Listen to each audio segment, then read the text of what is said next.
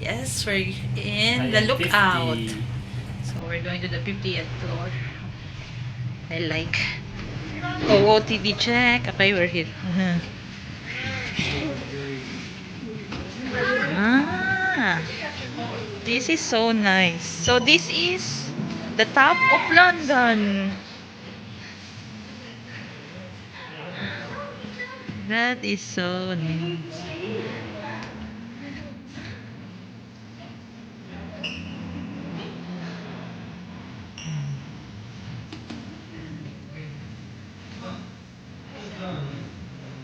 Yan.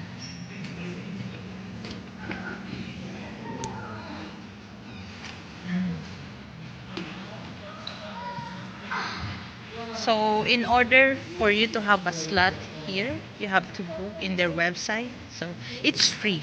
This lookout is free, but you just have to book it in advance.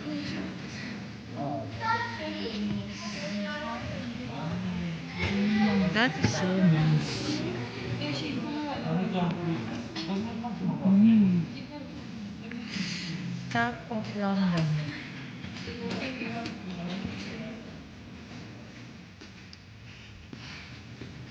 So we're just going to have a round trip and that's it. This one looks nice. Is it the Tower of London? Hmm.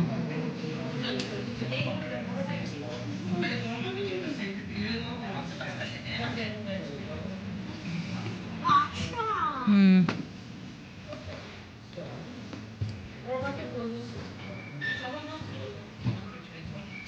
So there are seats for you to relax. Oh, I wonder what that building is. It's just like a giant pyramid building. Ah.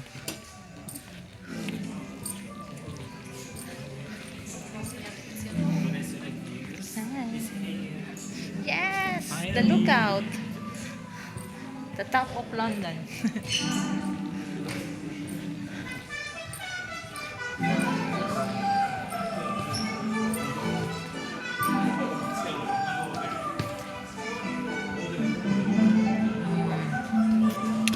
And yep, that's it. And my friend said that this site can be also rented as a venue for any formal event, so or photo shoot.